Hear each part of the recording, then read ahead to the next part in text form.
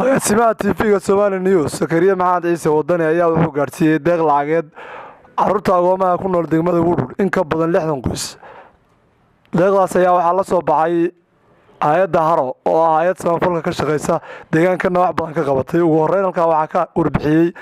Sakariya Maxamed Ciise Wadani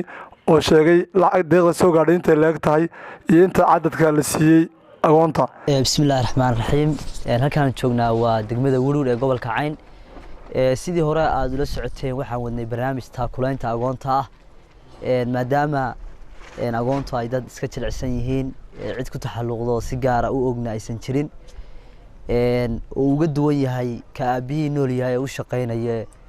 haddii baka leeyahay mar walba wixii yimaada iyo wixii la helaba ama xoog ha noqoto ama xeelad kale ha noqotay uu wax u raadinayo waxaan istusnay in agoonta yaryar inaan bal isku taxalluujino anagoo Ilaahay subxaanahu wa ta'aala ajar uga dalbayna cadadkeedu ay dhan tahay $500 oo loogu talagalay 50 qoys oo agoona deeqdaas waxaa la soo baxay oo aan ka soo qaadnay walaalaha hay'adda Haro oo ah hay'ad ka shaqeysa guud ahaan geeyiga Soomaalida wax badan ka qabatay dhinaca haday tahay abaaraha iyo hadii ay tahay arimaha bini'aadamnimadaba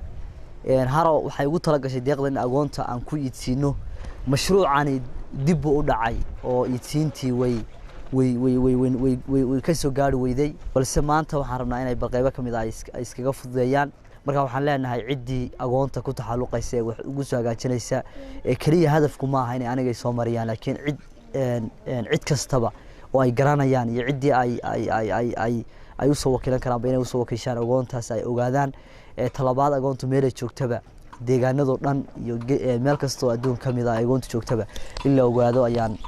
codsanaynaa wakiilka TV-ga Somali News bahda Somali News hadaan nahay deeqdan asaasan ku bixinana nala soo wakiishay anoo Somali News wakiilkaaba deeqdan la soo wakiishay joogna magaalada Woodwood sida uu sheegay Sakariya halkan waxaan joognaa goobta lagu siinayo agoonta lacagta loogu qaybinayo oo ay soo gudbisay hay'adda Haro ay ku soo deeqday Ilaahay waxaan uga rajaynaynaa sadaqada ay bixiyeen Ilaahay subxaanahu wa ta'aala inuu kafada miisaanka u saaro Ilaahay xasanaadkooda u laban laabo meeshii ay ka soo bixiyeen Ilaahay maalkooda u barakeeyo dambi dhaafna uga dhigo taasi waa ta kale Sakariya runtii waa arimahan aad buu uga shaqeeyaa waana runtii agoomaha waa soo gaarsiiyay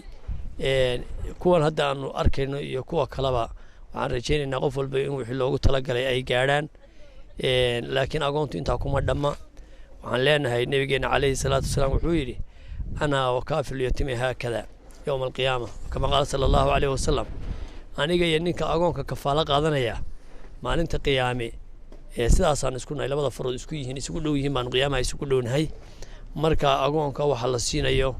wax sahlan maaha deeqdii ilmaha agoonta loo soo diray wayna soo gaadhay ummadii soo dirtayna waan u mahad celinayaa Sakariya Bismillahir Rahmaanir Rahiim deeqdii hay'addu noo soo dirtay wayna soo gaadhay hay'adii noo soo dirtayna waa u mahad celinaynaa khayrna waa u rajaynaynaa Sakariyana wuuna siiyay waa noo keenay isagana waa u mahad celinaynaa kuwii hay'adii noo soo dirtayna waa ka gudooman عليكم ورحمة الله وبركاته ومهد علينا هيدا هارو ديقان سو غارسيسay carruurta agoonta ay soo siiyeen jazakallahu khair Absaaq Ismaaciil Ali Somali News Woodwood